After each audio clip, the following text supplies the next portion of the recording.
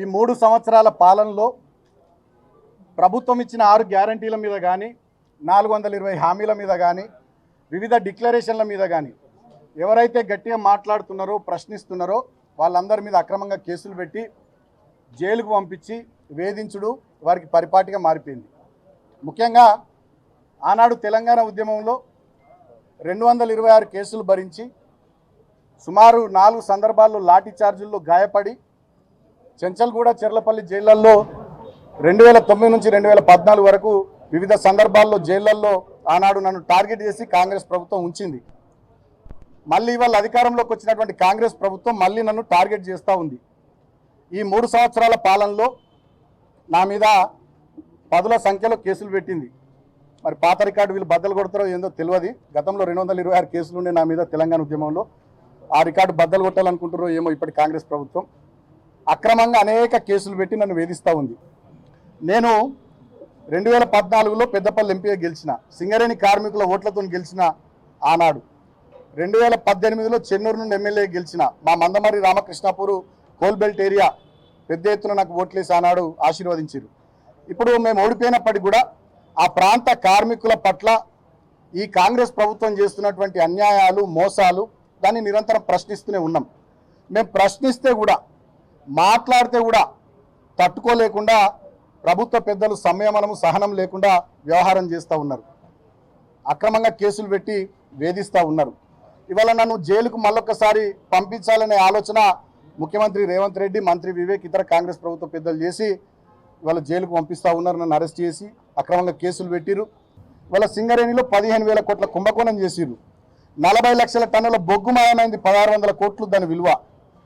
ఇవాళ సింగరేణిలో ఒక్క సంక్షేమ కార్యక్రమం అమలైతే లేదు, కొత్త మైన్స్ లేవు, అనేక కుంభకోణాలు, సోలార్ ప్లాంట్లలో కుంభకోణం, నైని బొగ్గు బ్లాక్ల వేలంలో కుంభకోణం, జైసల్మేర్ దగ్గర ఎక్కడనో రాజస్థాన్లో పాకిస్తాన్ బార్డర్లో సోలార్ పవర్ ప్లాంట్ ఏర్పాటు చేస్తారట సింగరేణులు.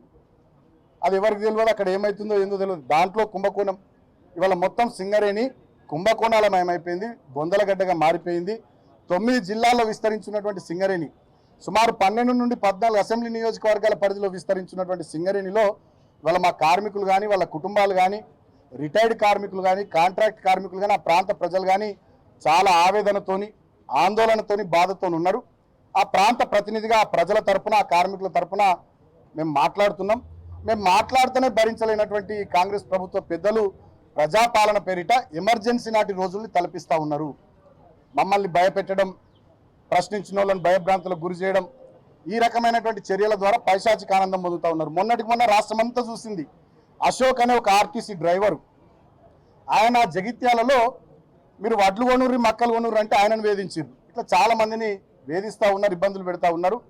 అయినప్పటికీ నాకు చట్టం మీద, వ్యవస్థల మీద, న్యాయస్థానం మీద, మా అంబేద్కర్ గారు మహానుభావుడు రాసిన రాజ్యాంగం మీద నాకు నమ్మకం ఉంది. ఈ అరెస్టులు, కేసులు, వేధింపులు, జైళ్ళు ఇవన్నీ కూడా మా లీగల్ టీం చూసుకుంటుంది. సో చట్టాన్ని గౌరవించే వ్యక్తిగా, రాజ్యాంగం పట్ల దాన్ని అనుసరించేటటువంటి వ్యక్తిగా, గతంలో ఎంపీగా ఎమ్మెల్యేగా పనిచేసిన అనుభవం ఉన్నటువంటి వ్యక్తిగా, డెఫినెట్గా లా అబైడింగ్ సిటిజన్గా నేను అన్ని వ్యవస్థలకు కోఆపరేట్ చేస్తా అని చెప్పి తెలియజేస్తూ, ఇక కొన్ని ఛానల్లో సుమన్ పారిపోయింది, అటుపోయింది, ఇటుపోయింది అంటారు. నేను ఎటు పోలే. తెలంగాణ భవన్లో మా పార్టీ యాక్టివిటీ ఉంది, విద్యార్థి భవన్కి సంబంధించినటువంటి మెంబర్షిప్ యాప్ తయారు చేసేది ఉంది. ఆ పనిలో మేము నిమగ్నమైన, మేము ఎటు వారిపోలే, ఎటు పోలే. డెఫినెట్గా చట్టాన్ని గౌరవించే వ్యక్తిగా నేను పూర్తి స్థాయిలో సహకరిస్తా. అంతిమంగా నేను ఒకటే కోరుతా ఉన్న కాంగ్రెస్ ప్రభుత్వ పెద్దల్ని, సరే ఇవల్ల మరి ఇప్పటికి నన్ను జైలుకు పంపిస్తున్న రేవంత్ రెడ్డికి, మంత్రి వివేక్ ఇప్పటికైనా మరి కడుపు మంట సల్లారుతుందో ఏందో చూడాలి.